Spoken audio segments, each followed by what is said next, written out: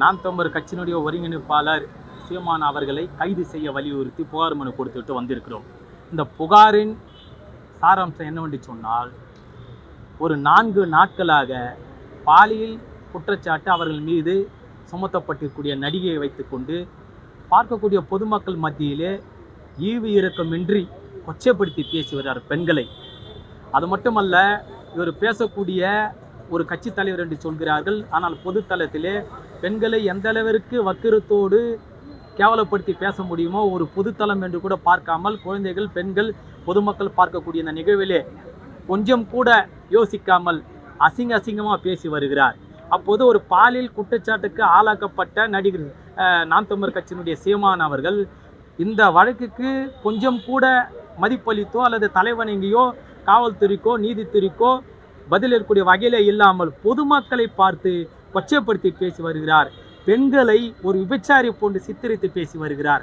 ஆகவே இது பாலியல் அத்துமீறல் நடக்கக்கூடிய அந்த கயவர்களுக்கு, காம கொடூர்களுக்கு சீமானுடைய பேச்சு அவர்களுக்கு ஆதரவான நிலைப்பாட்டை எடுக்கக்கூடிய வகையிலேயும், அந்த தவறு செய்யக்கூடிய விஷம பிரச்சாரங்களை மேற்கொண்டு பேசுபவர்களுக்கு ஆதரவான நிலைப்பாடு ஏற்படக்கூடிய வகையிலும் சீமான் அவருடைய பேச்சு அமைந்துவிடும் என்பதனால், இது சீமான் அவர்களுடைய பேச்சு வன்மத்தை பரப்பக்கூடிய வகையில் இருப்பதனால், பெண்களை இழிவுபடுத்தக்கூடிய வகையில் இருப்பதனால் இன்று சென்னை மாநகர காவல் ஆணையரை சந்தித்து சீமான் மீது நடவடிக்கை எடுக்க வேண்டும் என்று தேசிய முன்னேற்ற கழகத்துடைய சார்பாக மாநில பொறுப்பாளரோடு புகார் மனு கொடுத்துட்டு வந்திருக்கிறோம். விஜயலட்சுமி ஒரு பாலியல் தொழிலாளி அப்படின்ட்டு சீமான் சொல்லியிருக்காரு, ரெடி பாக்குறீங்க? அதாவது ஒரு பாலியல் தொழிலாளியிடம் படுக்க செல்லக்கூடிய சீமானுடைய கேடுகட்ட எண்ணம். நான் விஜயலட்சுமி பாலியல் தொழிலாளி என்று சொல்லவில்லை. விஜயலட்சுமி கிட்டத்தட்ட 15 ஆண்டுகளாக நியாயத்தை, நீதியை நிலைநாட்டக்கூடிய வகையிலே தன் வாழ்க்கையை பறிவு போய் விட்டது என்பதற்காக தொடர்ந்து சட்டத்தின் அடிப்படையில் போராடி வருகிறார். அப்பேற்பட்ட பெண்மணியை பாலியல் தொழிலாளி என்று சொல்லக்கூடிய இந்த கேடுகட்ட சீமான், கேவலமான சீமான், இந்த மண்ணாங்கட்டி சீமான். ஆனால் முதலில் 2010 11 புகார் மனு கொடுக்கப்பட்ட போது விஜயலட்சுமி யார் என்றே தெரியாது என்று சொல்லக்கூடிய கேடுகட்ட சீமான் தான். அப்போது யாரென்று தெரியாதுன்னு சொல்லக்கூடிய சீமான், பணம் நான் எதற்கு அனுப்புகிறேன் என்று சொல்லிய சீமான், விஜயலட்சுமி எனக்கு எந்த தொடர்பும் இல்லை என்று சொல்லக்கூடிய சீமான், இப்போது அவர் வாயாலே 50 ரூபாய் அனுப்பினேன், 30,000 ரூபாய் அனுப்பினேன், ஒரு 6 மாத காலம் பழகியிருக்கிறேன், அவளாகத்தான் விருப்பப்பட்டு என்னுடன் வந்தாள் என்று எத்தனை பொய்யும் பொருட்டு உண்மைகளை சேர்த்து மக்கள் மத்தியிலே குழப்பமான சூழ்நிலை ஏற்படுத்தி வருகிறார். அதை வைத்து தான் சொல்லுகிறேன், சீமான் நாம் தமிழர் கட்சி என்ற அந்த தலைமை பொறுப்புக்கு தகுதியற்ற ஒரு நபர், பொதுத்தளத்திற்கு தகுதியற்ற நபர், பொதுமக்களுக்கு குரல் கொடுக்கிறேன் என்று சொல்லக்கூடிய அந்த வார்த்தைகளுக்கு சட்டும் பொருந்தாத ஒரு நபர் என்பதனால்தான் தமிழ்நாடு காவல்துறை மாநகர ஆணையரை சந்தித்து சீமான் மீது நடவடிக்கை எடுக்க வேண்டும். பெண்களை கொச்சைப்படுத்தி பேசக்கூடிய சீமான் மீது தனிப்பிரிவிலே வழக்கு பதிவு செய்து சிறையில் அடைக்க வேண்டும் என்று நாங்கள் புகார் மனு கொடுத்துட்டு வந்திருக்கிறோம். இப்போ விஜயலட்சுமி எனக்கு மாசம் 50,000 கொடுத்துரு, நீ என்ன வச்சிக்கன்னு சொல்லி விஜயலட்சுமி சொன்னதாக சீமான் சொல்றாரு. இல்ல, விபச்சாரி என்று ஆண் விபச்சாரி என்று சீமானை சொன்னால் பொருந்தும். காரணம், விஜயலட்சுமி யார் என்று தெரியவில்லை சொல்லக்கூடிய சீமான் தான் இப்போது இது போல தெரிந்திருக்கிறது, பழகியிருக்கிறேன், அவள் விபச்சாரி, விருப்பப்பட்டு வந்தாள் என்று சொல்லக்கூடிய இந்த சீமான் ஏன் முதலில் தெரியாது என்று சொன்னார்? இப்போது விபச்சாரி யார்? வாயை வாடகை விட்டு சம்பாதித்து கொண்டிருக்கக்கூடிய இந்த சீமான் தானே ஆண் விபச்சாரி. அப்போது நடிகை விஜயலட்சுமி தெளிவான முறையில் தான் பதிவிட்டு வருகிறார். ஆகவே இவர் அந்த விஜயலட்சுமி வாழ்க்கையை கெடுத்தது மட்டுமில்லாமல் அவரே விபச்சார் என்று சொல்லக்கூடிய வகையிலே துணிந்து வந்திருக்கிறார் என்று சொன்னால், தமிழ்நாட்டிலே பாலியல் சீண்டலுக்கு யாரெல்லாம் உடந்தையாக இருந்தார்களோ அவர்கள் இதே ஸ்டாண்டை தானே வருங்கால எடுப்பார்கள். இப்போது தவறு செய்யக்கூடிய விசமிகளுக்கு ஆதரவான போக்கு தானே சீமானுடைய பேச்சாக அமையும். ஆகிய சீமான் மூச்சுக்கு மூச்சு 300 முறை பொய்யும் பொருட்டும் தவிர இதுவரை அரசியல் களத்தில் உண்மை பேசவில்லை. அதே போல தான் விஜயலட்சுமி விவகாரத்தில் சீமான் உண்மை பேசவில்லை என்று தான் நாங்கள் சொல்லுகிறோம். ஆனால் இப்போ சீமான் என்ன கூறியிருக்கிறாருன்னா, அண்ணா பல்கலைக்கழகத்தில் நடந்த கொடுமைக்கு போலீஸ் இவ்வளோ நடவடிக்கை எடுக்கல, எனக்கு மட்டும் ஏன் பண்ணுறீங்க? அப்போ என்னை பார்த்து டிஎம்கே பயப்படுது. அட கேடுகட்ட சீமானே, விஜயலட்சுமியிடம் படுக்கரை பகுந்த உனக்கும் திமுக என்ன சம்பந்தம்? அண்ணா பல்கலை விவகாரத்திலே அந்த கயவனை கைது செய்திருக்கிறது. இன்னும் இந்த கைவன் சீமானை கைது செய்யவில்லை தமிழ்நாடு காவல்துறை அரசும். இதுதான் என்னுடைய கோரிக்கை. அப்போது நீ செய்த தவறுக்கு என்ன தண்டனை தான் நீதிமன்றம் முடிவு எடுக்கப்படும். நீ செய்த தவறுக்கு வருந்துகிறியா திருந்துகிறியான்றதான் நான் கேட்க முடியும். ஆனால் அங்கே தவறு நடந்து அங்கே நடவடிக்கை எடுக்கவில்லை. நான் கேட்பது, நீ தவறு செய்தா இல்லையா? இதை மட்டும் நீங்கள் பேச வேண்டும். மற்றொரு நிகழ்வை சுட்டி காட்டுவதற்கு இது அரசியல் களம் அல்ல, ஒரு பெண்ணுடைய வாழ்க்கை விவகாரம். ஆகிய சீமான மடைமாற்று வேலை செய்வதில் வல்லவர் என்று அனைவருக்கும் தெரியும். அதே போன்று சீமான் நல்லவர் என்று இல்லை என்று அனைவருக்கும் தெரியும். பாத்தீங்கன்னா ஏடிஎம்கே ஆட்சி 14 ஆண்டு காலம் வாய் திறக்காத விஜய் இருக்குது. இப்போ இது திராவிட முன்னேற்ற ஆட்சி வாய் திறக்கலையே, அப்ப பழிவாங்க நோக்கம் இல்ல பழிவாங்க நோக்கம் என்று அதை அப்படி சொல்ல முடியாது. அதாவது புகார் மனு கொடுக்கிறார். ஈழம் இலை மலர்ந்தால் ஈழம் மலரும் என்று அதிமுகவோடு கூட்டு வைத்து விட்ட சீமான் மீது எப்படி மறைந்த அந்த அம்மையார் ஜெயலலிதா அம்மையார் நடவடிக்கை எடுக்க முடியும்? அதற்கு பிறகு வந்த அரசு, அதாவது எடப்பாடியாராவது நடவடிக்கை எடுப்பார் என்று இந்த பெண்மணி கூர்ந்து கவனித்தார். ஆனால் எடப்பாடியினுடைய சித்தப்பா என்று சொல்லிவிட்டாரு. அப்புறம் பின்பு எப்படி நடவடிக்கை எடுக்க முடியும்?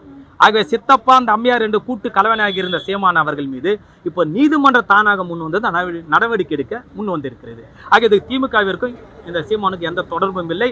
திமுக பார்த்து சீமானை பயப்படும் அளவிற்கு சீமான் ஒரு கட்சி தலைவரும் இல்லை. 7 முறை கரு கலைச்சதா சொல்றாங்க. அதுக்கு என்ன ஆதாரம் இருக்குன்னு கேட்கிறாரு. அது 7 முறை இந்த கேடுகட்ட சீமான் அவர்கள் அந்த கருக்கலைப்பு நடந்த மருத்துவமனையிலே கணவர் என்கின்ற அந்த இடத்துல கையொப்பமிட்டு இருக்கிறார். அதை வைத்து தான் சொல்லுகிறார். ஆனால் 1 வருடம் என்று விஜயலட்சுமி சொல்லியதாக சீமான் சொல்லுது பொய். விஜயலட்சுமி எந்த இடத்திலும் 7 முறை கருக்கலைப்பு என்பது 1 வருடம் சொல்லவில்லை. 19 சொல்லுகிறார், அதாவது மொத்தமும் சொல்லுகிறார். அதுதான் விஜயலட்சுமி உங்களுக்கு பார்த்தீங்கன்னா விபச்சாரின்றது எங்கிட்ட ஆதாரம் இருக்கு அப்படின்னு சீமான் லேட்டஸ்ட் போஸ்டிங்ல சொல்லியிருக்காரு. அதாவது சீமானுடைய பார்வைக்கு பார்த்தாலும் கூட விபச்சாரியோட நீ படுக்க செல்கிறேன்னு சொன்னால் இந்த சீமான் நல்லவனா? சீமான் யோக்கியமானவனா? சீமான் கட்டிய கையில் மனைவிக்கு உத்தமனா? இதெல்லாம் கையில் தான் கேட்க வேண்டும். ஆகவே சீமான் நல்லவர் இல்லை. சீமான் பாலியல் வழக்கிற்கு பாலியல் குற்றச்சாட்டு ஆளாக்கப்பட்ட சீமான் தமிழ்நாட்டுடைய தலைமை பொறுப்புக்கு தகுதியில்லாத ஒரு நபர். 2026 வரை இருக்கக்கூடிய சட்டமன்ற பொதுத் தேர்தலில் மீண்டும் திமுக தலைமையிலான ஆட்சி தான் மீண்டும் ஐயா தலைவர் முதலமைச்சர் மு க ஸ்டாலின் அவருடைய ஆட்சியில் தான் அமையும். அதே போன்ற 2026 அந்த தேர்தலுக்கு முன்பாகவே சீமானுடைய கட்சி கரைந்து போகும், காணாமல் போகும். அதே மாதிரி சொல்லியிருக்காரு, விருப்பத்தோட ஒரு வச்ச தப்பு இல்ல, அதை பெரியாரே சொல்லியிருக்காரு, நீங்க அதை போய் கேளுங்க. இல்ல, சீமான் போன்று ஒரு ஆண் விபச்சாரி தமிழ்நாட்டில் எவரும் இருக்க மாட்டார்கள். அதாவது விருப்பத்தோடு உறவு என்பது வேறு. இந்த கேடுகட்ட கோமாளி சீமான் எதை வைத்து விருப்பமாக உருளோடு செய்திருக்கிறார் என்று சொன்னால், உன்னை திருமணம் செய்து கொள்கிறேன் என்று ஆசை வார்த்தை தூண்டி உடல் உறவு வைத்திருக்கிறார். அப்போ இது குற்றம் தானே? இதுதான் சொல்லுகிறேன். இதை மறைப்பதற்கு சீமான் தவறாக பேசுகிறார், சீமான மறைமாற்று வேலை செய்கிறார். அதுதான் என்னுடைய குற்றச்சாட்டு. இதுதான் பொதுமக்களுடைய குற்றச்சாட்டு. தமிழ்நாட்டு பெண்கள் சீமான் இனி வரும் காலங்களில் எந்த மாவட்டத்திற்கு தேர்தல் பிரச்சாரத்துக்கு சென்றாலும் கூட தமிழ்நாட்டு பெண்கள், மானமுள்ள பெண்கள், தமிழ்நாட்டினுடைய நேசித்திருக்கக்கூடிய பெண்கள் சீமானை காரி உமந்து தொடுப்பத்தால் முறுத்தால் செருப்பால் அடித்து தொடுத்துவார்கள். ஏனென்றால் பொதுத்தளம் என்று கூட பார்க்காமல் எவ்வளவு கொச்சப்படுத்தி பெண்கள் இழிவுபடுத்த முடியுமோ அவ்வளவு செய்து வருகிறார். ஆகவே தமிழ்நாடு காவல்துறையும் தமிழ்நாடு அரசும் நாங்கள் கொடுத்த புகாருக்கு தனி கவனம் செலுத்தி சீமான் மீது வழக்கு பதிவு செய்து நடவடிக்கை எடுக்கும் என்று நாங்கள் நம்புகிறோம். இல்ல, பெரியார் குறித்து சீமானால் அவதூறாக பேசுகிறார் என்று சொன்னால் அது சீமானுடைய வெறும் அவருடைய அரசு நிலைப்பாடை நான் பார்க்க முடியாது. RSS அஜெண்டாவை சீமான் தமிழ்நாட்டை நடைமுறைப்படுத்துகிறார். அதனுடைய வாயிலாகத்தான் பெரியாரை இழிவுபடுத்துகிறார். ஆகவே சீமான் பி டீம் பிஜேபிக்கு என்று சொல்வதை விட அவர் பெயரை மட்டும் தான் மாற்றி இருக்கிறார் நாம் தமிழர் கட்சி என்று. அவர் பாஜக RSS உண்மையான பொறுப்பாளராக இருக்கிறார். இல்லையே, இந்த கேடுகட்ட கோமலே 2010 பெரியார் இழிவு பத்தி பேசவில்லையே, பெரியாரை ஆதரித்தான பேசுகிறார். அப்போதான் அந்த அம்மையார் நடிகை விஜயலட்சுமி புகார் மனு கொடுத்திருக்கிறாரு. ஆக சீமான் பேசக்கூடிய பேச்சில் எல்லாம் உண்மை இல்லை. திமுகவிற்கு சீமான் ஒரு பொருட்டே இல்லை. அதாவது சீமான் தனக்கு சாதகமான பதிலை எப்படி வேணா பொதுத்தல பேசலாம்.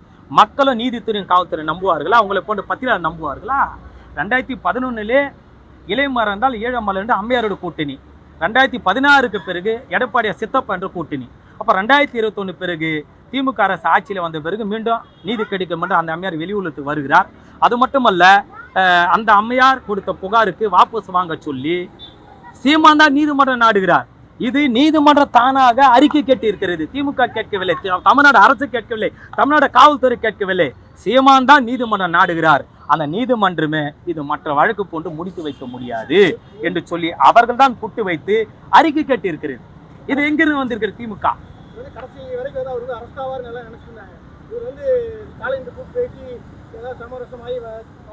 இல்ல, அதாவது முதலமைச்சர் மீது சமரசம் ஆகவில்லை. சீமான் உச்சநீதிமன்றத்தை நாடி இருக்கிறார். அப்போ உச்சநீதிமன்றம் தடை பெற்றதாக இப்போது செய்திகள் வருகிறது. அப்போது இவர் யாரிடம் இருக்கிறார் என்று சொன்னால், இவர் யாரை காலை நக்கி பிழைப்புவாதம் செய்கிறார் என்று சொன்னார், RS பாஜக சங்கரிடம் சீமான் நக்கி பிழைப்புவாதம் செய்ததன் காரணமாகத்தான் இப்போது சீமானை காப்பாற்றுவதற்காக இந்த பாலியல் குற்றச்சாட்டில் இருந்து சீமானை அரவணைக்க வேண்டும் என்று இவர்கள் RS தலைமைகள் இவர்கள் சீமானுக்கு ஆதரவாக இந்த திட்டத்தை அமல்படுத்தியதாக இப்போது பேச்சில் அடிபடுகிறது. அதுதான் உண்மை என்று நாங்களும் சொல்கிறோம். இந்த பிரஸ் மீட்ல வந்து சீமான் வந்து பொண்ணுங்க ரொம்ப அவதூறா பேசுற மாதிரி நிறைய இடத்துல பேசியிருக்காரு. இதுக்கு வந்து கைல்வி அவர்கிட்ட கேட்டதுக்கு வந்து சரி, கனிமொழி அவங்ககிட்ட கேட்டதுக்கு வந்து சீமான் கூட இருக்க பொண்ணுங்கெல்லாம் இப்படிதான் இருக்காங்க அப்படிங்கிற மாதிரி அவங்க பேசியிருக்காங்க. ஆமா, சீமான் வந்து இது வந்து கனிமொழி பேசலாமா, நான் பேச ஆரம்பிச்சா தாங்க மாட்டீங்க அப்படின்னு சொல்லிட்டு வன்மையா கண்டிச்சு. இல்ல, தமிழ்நாட்டு மக்கள் கொதித்தெழுந்தால் சீமான் இனி வரும் காலை எந்த மாவட்டத்திலும் பேசவும் முடியாது, இரவில் தூங்கவும் முடியாது, நிம்மதியா நடமாட முடியாது. தமிழ்நாட்டு பெண்கள் வெகுண்டெழுவில்லை, அவ்வளவுதான். கட்சியில ஒரு மாதிரி இருக்காங்கன்னா அவங்க எல்லாத்தையும் தப்பா சொல்றது. அதாவது எதை வைத்து வரேன் இல்லைங்க, எதை வைத்து அன்பு சகோதரி கனிமொழி அவர்களை பதிவிட்டுகிறார் என்று சொன்னால், ஒரே நாட்களில் 4 முறை பத்திரிகையாளர் சந்திப்பு சீமான் வைக்கிறார். அந்த 4 முறையும் ஒரு 10க்கும் மேற்பட்ட பெண்களை புடைசூழ இவர் ஏதோ ஆனாயுதன் போன்று, இவர் ஏதோ மன்மதன் போன்று ஒரு 10க்கும் மேற்பட்ட பெண்களை புடைசூழ அமர்ந்து கொண்டு பச்சையாக பேசக்கூடிய அந்த சீமானை கண்டிக்கவோ அது தவறு என்றுவோ சுத்திற்கூட பெண்கள் ஒருவரும் பேசவில்லை, மாறாக சிரித்து கை தட்டுகிறார்கள். இதைத்தான் அவர் சுட்டி காட்டுகிறார். இது தவறு தானே? நான் கேட்கிறேன், சீமான் பத்திரிகையாளர் மன்றத்தை சந்திக்கும் போது சுத்தி இருக்கக்கூடிய புடைசூழல் இருக்கக்கூடிய அந்த பெண்களுடைய அக்காவையோ தங்கையோ யாராவது பாலியல் வன்புணர்வு செய்துவிட்டு இப்படி கொச்சைப்படுத்தி ஏளனமாக தவறாக சித்தரித்து பேசினால் இதே பெண்கள் கை தட்டி ரசிப்பார்களா? நான் சவால் விடுறேன், முடியுமா? அது மட்டுமல்ல, வீரப்பன் அவர் எந்த அளவிற்கு தமிழ்நாட்டை நேசித்தார்கள், அவர் செய்த தொழில் தவறாக இருந்தாலும் கூட தமிழ்நாட்டு பெண்களுக்கு நேர்மையான முறையிலே பெண்களுக்கு தலைவணங்கினார்கள். வீரப்பனுடைய கூட்டாளியில் ஒருவர் பெண்கள் விஷயத்திலே தவறு செய்தார் என்பதற்காக அவரே சுட்டி வீழ்த்திய ஆண்மகன் தான் வீரப்பன். அப்பேற்பட்ட வீரப்பனுக்கு மகளாக பிறந்த வீரப்பனுடைய பெண் ஆதரித்து பேசுகிறார், கைத்தட்டுகிறார், ரசிக்கிறார், சிரிக்கிறார். இது வெக்கமாக இல்லையா? முழுக்க முழுக்க அந்த வித்யாராணி வீரப்பனுடைய மகள் செய்திருது வீரப்பனுக்கு செய்யக்கூடிய துரோகம் தான்.